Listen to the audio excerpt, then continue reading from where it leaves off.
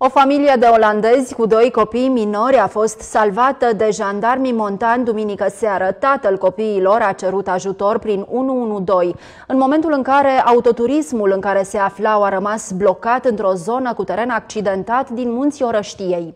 Intervenția s-a desfășurat în siguranță și niciunul dintre membrii familiei nu a avut nevoie de îngrijiri medicale.